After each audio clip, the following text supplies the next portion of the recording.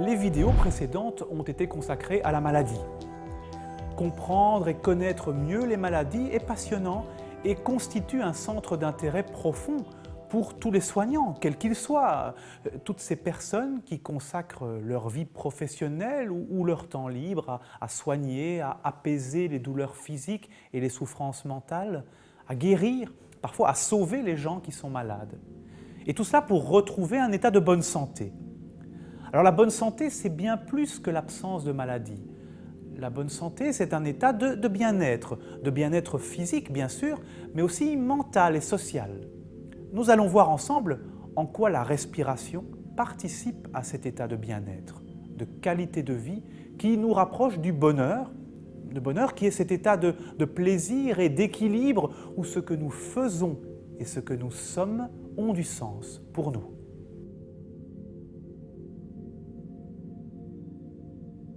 Le souffle est vraiment un des piliers, un des 8 piliers des fondements du yoga. Alors il y a des piliers qu'on connaît, et le plus important c'est par exemple, pour la plupart des gens, sont les postures, mais le souffle est aussi à part entière un outil que nous donne le yoga pour apprendre à vivre mieux. Il y a vraiment 3 choses importantes à réaliser au niveau du souffle et qui concrètement peuvent être vécues aussi. C'est réaliser tout d'abord que le souffle est le baromètre de nos émotions, de notre état émotionnel du jour. Donc on peut tous remarquer, vivre l'expérience que si on est stressé, par exemple, notre souffle va être raccourci, va être peut-être plus superficiel. Alors que si on est par exemple très en colère, il peut même devenir bruyant. Alors que si on est plutôt dans un état de sérénité, d'apaisement, ce souffle va se faire plus léger, plus discret. Le souffle, il est aussi notre ancre à l'instant présent. Alors certains parlent même, oui, d'ancrage dans la pleine conscience. Or, si justement on établit un lien avec le souffle, un lien d'attention, qu'est-ce qu'on va faire? On va élargir cette présence à l'instant présent. On ne va plus alimenter, on ne va plus mettre des bûches sur le feu par rapport aux pensées du passé que l'on ressasse ou par rapport à celles que l'on projette. Et on élargit cet espace temps présent. Et puis savoir aussi, avant d'aller dans quelque chose de plus concret au niveau de cette pratique du souffle, c'est réaliser que notre souffle, notre respiration est véritablement un lien entre l'extérieur et nos espaces intérieurs. Et donc on a cette idée que l'inspire nous permet de nous enrichir techniquement, physiologiquement d'oxygène, mais nous nourrit, et que l'expire a un rôle de purification et d'élimination.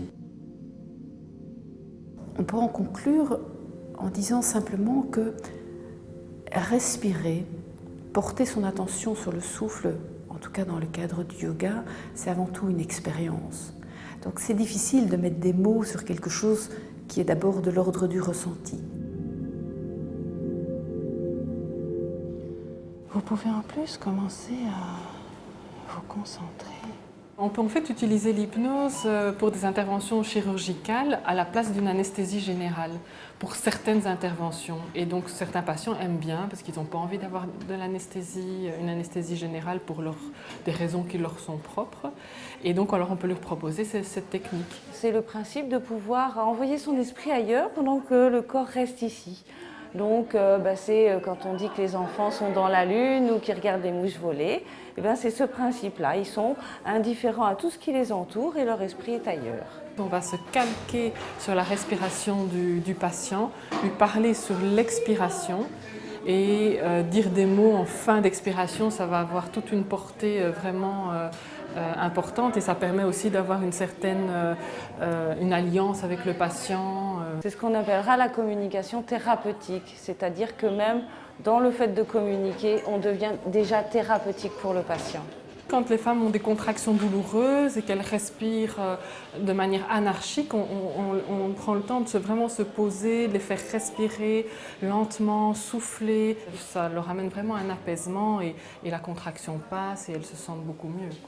On peut proposer aux patients d'appeler de l'air qui vient de plus en plus loin et ainsi donc comme il va mettre plus de temps à inspirer l'air qui vient de plus loin, il va ralentir sa respiration, ce qui va justement l'apaiser, le calmer. L'avantage aussi avec la respiration, c'est que quand on souffle, on fait sortir de l'air, mais de la même façon, on peut aussi faire sortir des choses qui nous dérangent. Hein, donc le principe de l'hypnose, c'est de pouvoir faire sortir des choses. Et à l'inspiration, on capte de l'oxygène, donc c'est quelque chose de bon, et puis on peut faire rentrer des bonnes choses. Et à l'expiration, c'est comme si on éliminait le dioxyde de carbone et qu'on élimine tout ce qui n'est pas utile, tout ce qui est inintéressant. Donc, et ça, c'est utilisé. Voilà. Oui. Grâce à l'hypnose, eh ben, on va demander à l'inconscient, de la même façon que les poumons font sortir ce qui est déchets et entrer ce qui est nécessaire à l'organisme, on va demander à l'inconscient de faire un petit peu le ménage comme ça, grâce à la respiration. De ce bien-être. Bon, je vois que c'est difficile aujourd'hui. Oui, ça va. Oui, je vois que c'est difficile. Je vais vous proposer de vous calquer sur ma respiration. Regardez bien ma respiration, voilà. Très bien, très bien. Très, très bien. Vous suivez ma respiration un peu comme la vague. Voilà, comme une grande vague. Ensemble, nous allons ralentir. Ça va devenir de plus en plus confortable. Ralentir ce rythme, cette vague. Vous vous sentez mieux? Oui, très bien. Et maintenant, je vous invite à choisir un lieu agréable où vous seriez bien. J'irais bien dans les nuages, là, m'évader dans les nuages. Très bien. Allez-y dans les nuages, allez-y. Vous êtes dans les nuages.